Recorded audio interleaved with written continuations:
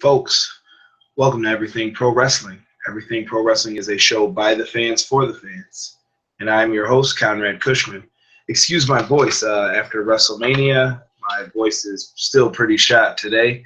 And I'm just going to talk about a few things from last night's Raw and basically the events of WrestleMania while I was there. Went to my first ever NXT show while I was out there. Definitely had a good time. Let's get into everything, though.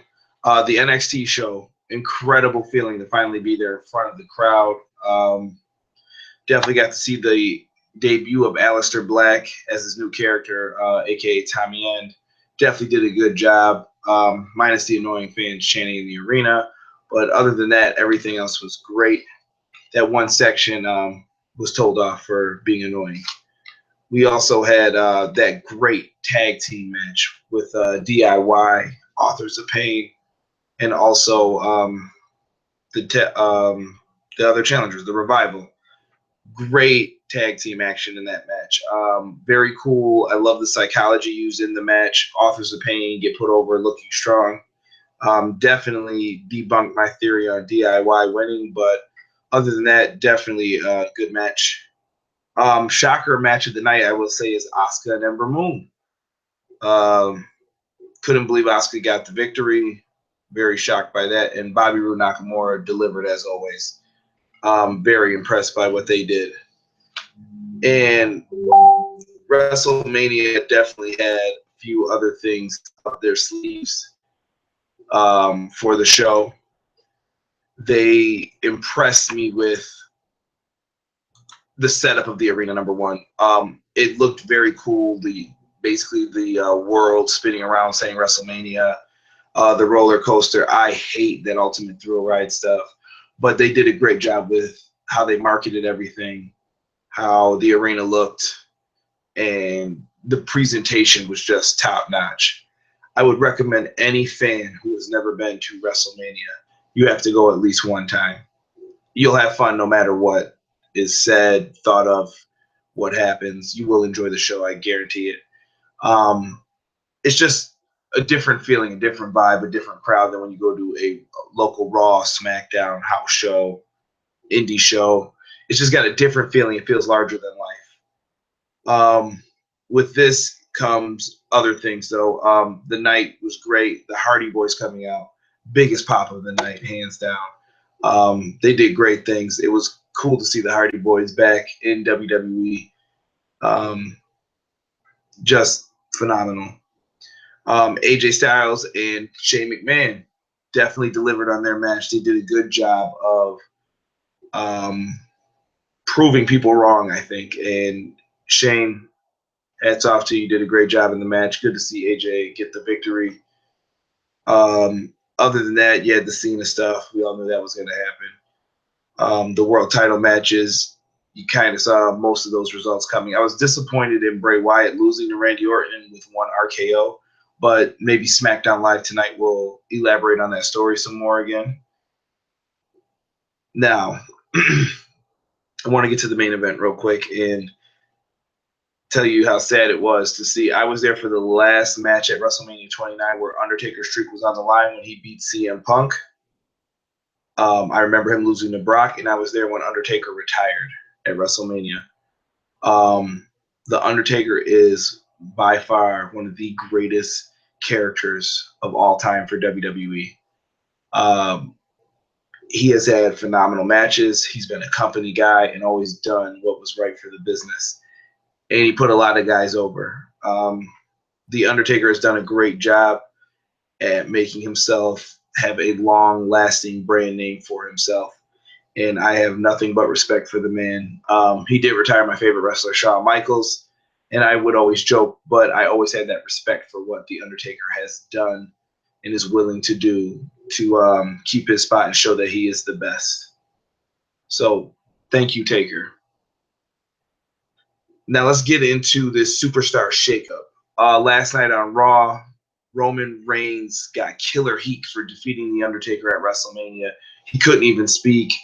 Raw was crazy throughout the whole night. That WrestleMania crowd was still there, very raucous, very crazy.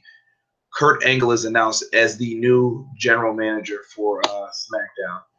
So he will now be working with Stephanie McMahon. Wonder if they're going to put any seeds back in anyone's mind of the Triple H, Stephanie, Kurt Angle triangle, or even make jokes towards that. But should be interesting to see how things go. Vince McMahon also announces that there will be a superstar shakeup next week.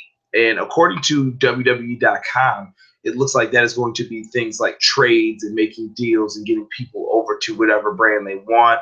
So it's not a draft per se, just a shakeup. Well, I was trying to think of some of the things that could happen or bring up discussion points. So I want you guys to tell me what you think of some of these points or what you think should happen with this next week on Raw. Looking at SmackDown. Right now, American Alpha and Usos are the main matchup for SmackDown for tag teams. SmackDown are in desperate need of tag teams. You have the Hardys, Revival, New Day, Enzo, Cass, The Club, Sheamus, and Cesaro on Raw. SmackDown has to do a better job of getting teams more over, or they have to do a better job of getting talent that is going to match up with American Alpha and the Usos.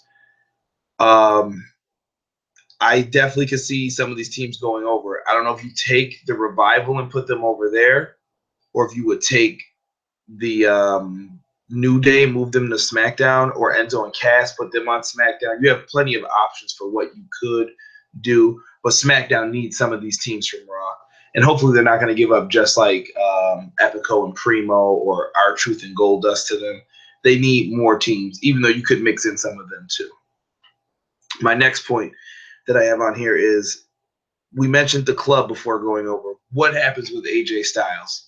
I feel AJ is one of the front runner and top faces for SmackDown at this point. Reuniting him with the Club, reuniting the Club with AJ wouldn't hurt, but at the same time, what are you going to do with AJ? Is he going back to Raw? Because then that stacks Raw even up more. And what would SmackDown get for AJ Styles? I think another question you have to ask about would be Nikki Bella and John Cena. Does Nikki Bella and Cena both go to Raw? They've been on SmackDown for a while, but they're also recording things. Does this schedule work out better for them, or does it hurt their brand and what they're doing right now? Because John Cena is no longer the number one merchandise seller. If you guys don't know, it is now Roman Reigns. So AJ Styles making the move, I don't want to see it happen. I'd rather see the Club come over to SmackDown, but there were rumors before circulating about that. A trade that I would propose that I think would be good, as long as Raw's keeping the Cruiserweight division, I think you could do Sami Zayn to SmackDown, who is in desperate need of going over there. Also with Cesaro probably. Sami Zayn to SmackDown and putting Kalisto on Raw and putting him in that Cruiserweight title mix with Austin Aries, Neville. There's so many greats in that division that with the right talent and star powers put together could do some great things. That would be one trade that I'd like to see that I personally think should happen. Cesaro, like I mentioned before, him and Sheamus could go over as a team to SmackDown, but I think I'd rather see Cesaro as a singles competitor getting a push towards either the mid-card or that upper world title experience when he first gets over to the new brand. I think Cesaro has it, and I think it's being wasted, and this is the time where he needs to be in those main event matches now. We don't have time to waste with him.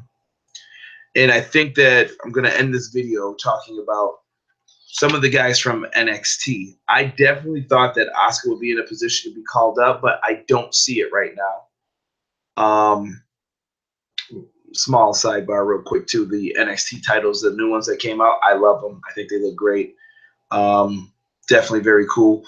But Nakamura, where would Nakamura fit in with all of this if he goes to a brand? Is Nakamura a Raw guy? Because he could bring up some of the ratings and help with that 3-hour drag down session that is going to return eventually. You guys know that. It's not going to be like it was last night every week. Or I think Nakamura should go to SmackDown. SmackDown is in desperate need of talent. They need more people. Nakamura, I think, fits on SmackDown. He won't have to cut too many promos, but he also can just show off his wrestling skill and his abilities and make himself rise through the ranks. And I think that's the best fit for Nakamura at this time. But that's all that I have for this video, guys. But I want to know, where do you think people belong in the draft? Who do you want to see where? What NXT call-ups would you like to see? What tag teams need to move? What women's wrestlers need to move? Should Sasha Banks go to a different show? Should Nia Jax be on a different show? Charlotte? There's so many options and ways for us to look at these things and have them set up. But enough of me rambling. I want to hear from you guys. Leave it in the comment section below. Please like the video, subscribe, and share it. I'm trying to grow the channel and do some shorter videos for you guys. I greatly appreciate everyone who's been watching, everyone who I met and saw at WrestleMania. Special shout out to the Solid Monster, who I did get to take a picture with and meet. It was a pleasure to talk to him for a while. Also met Sam Roberts. Sam Roberts, nice to meet you at the airport. And thank you guys so much for watching my videos. Peace.